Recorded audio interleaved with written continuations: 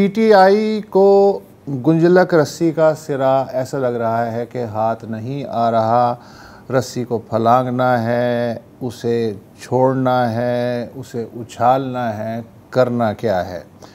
हुक्मरान इत्तेहाद का मफाद इसमें लग रहा है कि किसी न किसी सूरत ये जो मुद्दत उन्हें नसीब हुई है ये पूरी हो जाए, आगे की फिर आगे देखेंगे।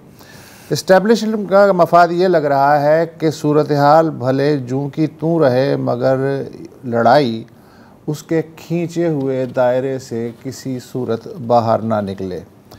सब सही तो चल रहा है, मसला है क्या। हमारे साथ ज़ैगम ख़ान साहब मौजूद हैं। हम उनका मज़ीद तारुफ़ नहीं करा सकते, इसलिए आप जानते हैं कि वो कितने अच्छे एनालिस्ट हैं। ज़ैगम साहब, इमरान ख़ान कहते हैं कि ख़त लिख दिया, अस्करी ज़राए कहते हैं ख़त नहीं मिला, फिर ये कहा जा रहा है कि ओपन लेटर है। अगर ऐसा है तो फिर ख़त लिखा ना लिखा, पहुंचा ना पहुंचा, उससे क्या फ़र्क पड़ता है। ख़त के जो मंदरजात सामने आए हैं उनमें भी कुछ नया नहीं। ये मौक़िफ़ तो ख़ान साहब का हमेशा से है कि आपके इक़दामात से बड़ी बदनामी हो रही है, रियासत की भी और हम सब की भी है और आपकी भी। लेकिन जिनकी बदनामी हो रही है उन्हें तो हरगिज़ फ़िक्र नहीं है। ख़ान साहब को इतनी फ़िक्र क्यों है? और अगर इस तहरीर के अंदर कोई पैगाम पोशीदा है तो वो हमारे पल्ले नहीं पड़ रहा, अगर आपके पल्ले पड़ रहा है तो हमें भी थोड़ा सा समझा दें ज़ैगम भाई। जी, देखिए, इमरान खान का मुखातिब तो इस्टेब्लिशमेंट रही है, हमेशा ही रही है वैसे तो, लेकिन जब उनको अप्रैल 2022 में निकाला गया था वोट ऑफ नो कॉन्फिडेंस के बाद से, उस वक्त आपको याद है उन्होंने एक बयानिया बनाया था अमर बिल मारूफ व नही अनिल मुनकर का, तो जिसका लुब्बे लुबाब ये था कि अमर बिल मारूफ ये है कि जो तमाम रियासती अदारे हैं बाशमूल फ़ौज के, वो उनकी सपोर्ट करें, और नही अनिल मुनकर का मतलब ये है कि वो हुकूमत का साथ छोड़ दें। तो क्योंकि वो हक पर हैं और बाकी सब बातिल पर हैं, आपको पता है ये तो उनकी शुरू से लाइन है कि वो हक पर हैं और बाकी सब बातिल हैं, बल्कि वह मुजस्सम हक हैं, हक की नुमाइंदगी करते हैं।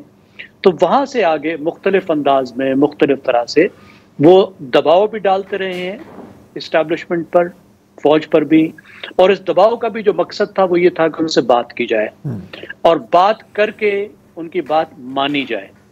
और मानने का मतलब ये है कि हुकूमत पे उनका हक है और उनको हुकूमत लौटाई जाए। उनकी कम्युनिकेशन रहती भी थी, बाजवा साहब से उनकी गुफ्तगू भी हुई थी, मुलाकात भी हुई थी, जो कामयाब नहीं हुई थी। लेकिन 9 मई के बाद से ये जो ताल्लुकात हैं, जो कम्युनिकेशन की लाइंस थी, ये ब्रेक हो गई थी। लेकिन उसके बाद भी देखिए वो जो मुजाहरे करते रहे हैं, जो मार्चेस करते रहे हैं, उसका भी आपको एक बुनियादी मकसद ये नज़र आता है कि इस्टेब्लिशमेंट उनसे बात करे और बात उनकी शराइत पर करे और उनकी बात माने। लेकिन ज़ाहिर है ये मुश्किल होता गया है। 9 मई के बाद इस्टेब्लिशमेंट ने अपनी शराइत लगा दी कि आप माफ़ी मांगो, आप तस्लीम करोगे आपने गलत किया, और उसके बाद जो बात करनी है वो बात भी आप जाकर करो सियासी जमातों के साथ। तो अब इमरान खान मुख्तलिफ तरीके से मुख्तलिफ थ्रेड्स क्रिएट करते हैं जब भी बात होती है। ज़ैगम भाई, मैं ये जानना चाहता हूँ कि उनके मुतालबात रैशनल हैं, इर्रेशनल हैं, हम फ़िलहाल इसमें नहीं पढ़ते। उन्होंने एक सीधा सा मुतालबा किया है कि जी रुकावट क्या है 9 मई का और 26 नवंबर के लिए 2 जुडिशल कमीशन बना दें। हुकूमत कह रही है कमीशन तो नहीं बनेंगे, तो इसमें हरज क्या है? ये कोई इतना बड़ा पहाड़ जैसा मुतालबा तो नहीं है कि जो पूरा ना हो सके। ख़ास तौर पर अगर आप देखें कि इसमें जुडिशरी का क्या हाल है। जी बिल्कुल, देखिए हक़ाइक़ की खोज होनी चाहिए, लेकिन इसमें मसला ये है कि उन्होंने शर्त लगाई, उन्होंने ये मुतालबा किया, उस मुतालबे में टीओआर्स भी शामिल हैं कि ये अगर बनेगा मिशन, ये बनेगा कमीशन, तो ये किन बातों की खोज लगाएगा। यानी टीओआर्स भी उन्होंने तय किए और उन्होंने डेडलाइन दी, और डेडलाइन में दिया कि इससे पहले आपको ये मानना होगा वरना हम नहीं आएंगे। तो उन्होंने अपने शराइत जैसे ही लिख कर दिए तो उसके बाद अगली मीटिंग से पहले हुकूमत ने ये बात उनकी तस्लीम करनी थी। एक तो ये बात है। दूसरी बात ये कि ये TOR किसी तौर पर भी एक्सेप्टेबल हुकूमत और इस्टेब्लिशमेंट को नहीं हो सकते, क्योंकि इन TOR के मुताबिक इन TOR में भी ये जाहिर हो रहा है कि तमाम जो मुद्दा है वो हुकूमत और इस्टेब्लिशमेंट के जिम्मे है। 9 मई के कसूरवार वो हैं और वो इसकी फैक्ट फाइंडिंग करें। इसी तरह 26 तारीख की 26 नवंबर के जो कसूरवार हैं वो भी वही हैं और उसको ढूंढें। देखिए, पॉलिटिकली भी उनके लिए टेनेबल नहीं है, एडमिनिस्ट्रेटिवली भी नहीं है। ख़ास तौर पर 9 मई का तो मामला ये है कि इस पर बहुत ही एक सख्त लाइन इस्टेब्लिशमेंट ले चुकी है और ये मामला अब क्रिमिनल कोर्ट्स में है। तो क्रिमिनल कोर्ट्स में जो मामला चल रहा हो वो कैसे तस्लीम करेंगे कि उसके पैरेलल एक फैक्ट फाइंडिंग मिशन बनाया जाए, जबकि क्रिमिनल कोर्ट्स जो हैं, फौजी अदालतें जो हैं, वो सजा दे चुकी हैं। वैसे तो उन्होंने शुरू में ऐसी शर्तें लगाईं। कभी भी इस्टेब्लिशमेंट 9 मई के बाद से इंटरेस्टेड ही नहीं थी कमीशन, अब मुकदमा तो खैर अब चल रहे हैं, इंटरेस्टेड ही नहीं थी।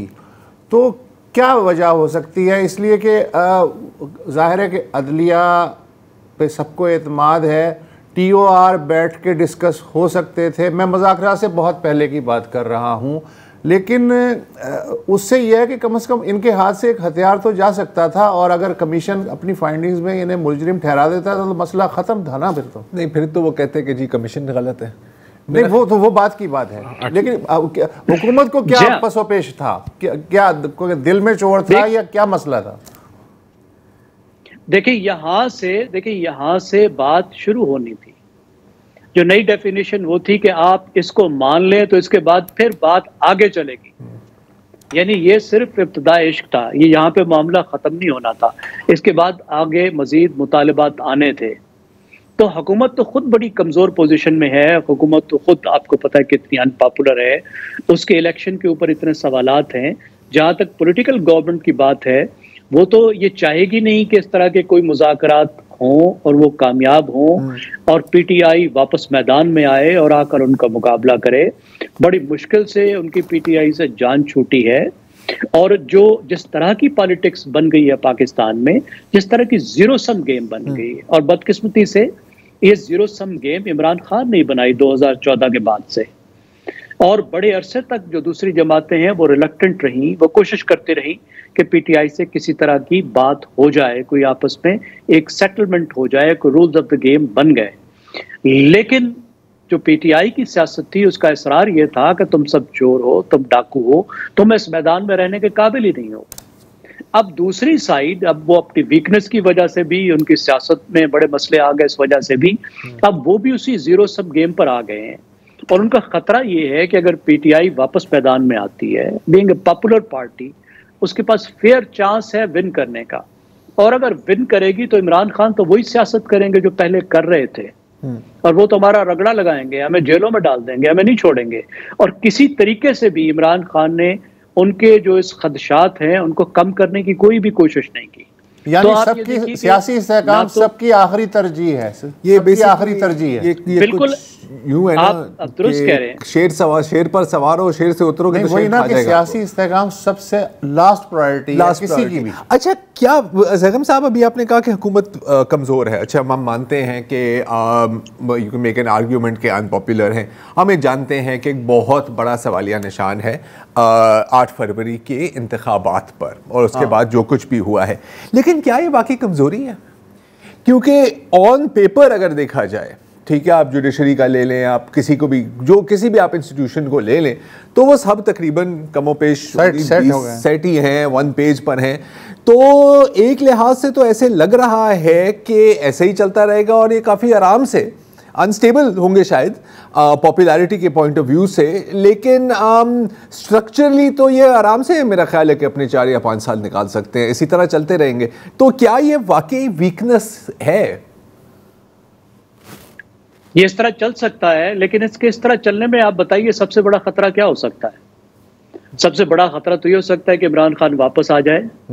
तो इमरान खान जब वापस आएगा, मैदान में आएगा, तो वो घर में तो नहीं बैठेगा। ये तो है, इसलिए तो नहीं वापस आने दे रहे ना। इमरान खान क्या कर सकते हैं।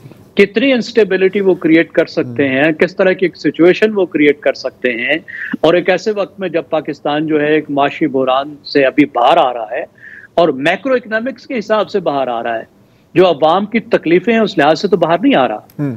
हम ये कह रहे हैं कि इन्फ्लेशन कम हुई है, महंगाई तो कम नहीं हुई। इन्फ्लेशन के कम होने का मतलब महंगाई कम होना तो नहीं होता, ग्रोथ तो नहीं है, ग्रोथ तो बहुत ही कम है। पॉपुलेशन की ग्रोथ से आप हिसाब लगाएं तो लोग तो अभी तक माशी तकलीफ में हैं और लोग जाहिर है नाराज हैं, उनसे उनका वोट छीना गया है। तो अगर वो बाहर आते हैं तो बहुत बड़ी मुसीबत क्रिएट कर देंगे। और मेरे ख्याल है फौज भी ये समझती है कि इमरान खान पे अब ट्रस्ट नहीं किया जा सकता। तो 9 मई से जैसे जोड़ते हैं और इस तमाम अरसे में इमरान खान की जिस तरह सियासत रही है, तो आसानी से तो इस वक्त इमरान खान को कोई बाहर आने नहीं देगा।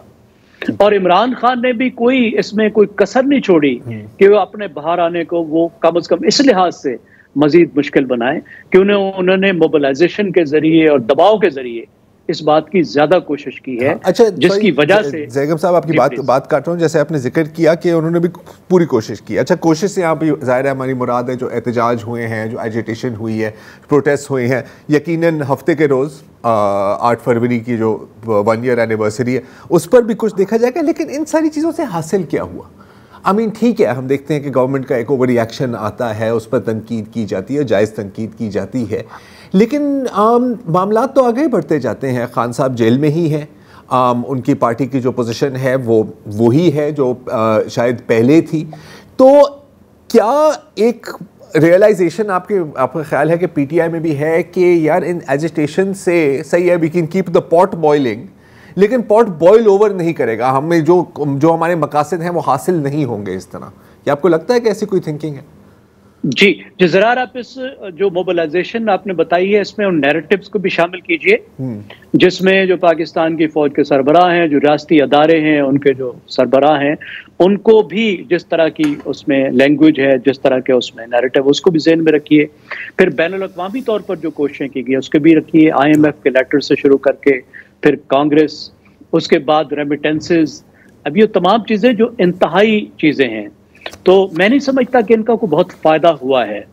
अगर तो 9 मई या 26 नवंबर को लाखों लोग बाहर निकल आते, अब ये तरीकाकार तो तब तो मुश्किल हो सकती थी। ये तरीकाकार उस वक्त कामयाब हो सकता है जैसे सलमान अकरम राजा साहब ने भी एक दफा कहा था और ठीक कहा था कि 8-10 लोग बाहर निकलेंगे तो तब बात हो सकती है। या तो इस तरह हो जाए कि लाखों लोग निकल लें और मुसलसल निकलें जैसे कि बांग्लादेश में हुआ था, या तारीख चाहे किसी 3 हमारे बड़े शहरों में मुसलसल लाखों लोग निकले, हर रोज निकले, स्पॉन्टेनियसली निकले। तो फिर तो आप ऐसे कर सकते हैं कि आप गर्दन से पकड़ लें हुकूमत को और अपनी बात मनवा लें। दूसरी सूरत में तो यही है कि आप अपना रास्ता निकालें और आप ये देखें कि आपसे पहले वाली जमातें जब आप जैसी सूरत हाल में होती थी तो वो क्या करती थी, कि वो कुछ ना कुछ दबाव भी डालती थी, लेकिन वो साथ साथ मुज़ाकरात का भी रास्ता अपनाती थी और वो कोई अपने लिए रास्ता निकालने की कोशिश करती थी। और आपने जिस मुसीबत में हैं उस मुसीबत में आप खुद को भी तो लेकर आए हैं और पूरी सियासत को भी तो लेकर आए हैं ना। चैरिट ऑफ डेमोक्रेसी का आपने ही कबाड़ा किया ना, आपने ही सियासतदानों को एक तरफ करके एक 1 पेज सिस्टम बनाया, कैसा हाइब्रिड सिस्टम बनाया जिसमें सियासत और सियासतदान सेकेंडरी हो गए हैं। अब अगर इस पूरी चीज को तब्दील होना है तो फिर तो आपको सियासतदानों के साथ मिलकर ही काम करना होगा ना। मतलब फिर तो ना ही समझे ना, क्योंकि ना इन्होंने चोरों डाकों के साथ बैठना है, ना इन्होंने चोरों डाकों के नक्शे कदम पर चलना है। तो बहुत बहुत शुक्रिया ज़ैगम साहब, सॉरी वक्त कम है।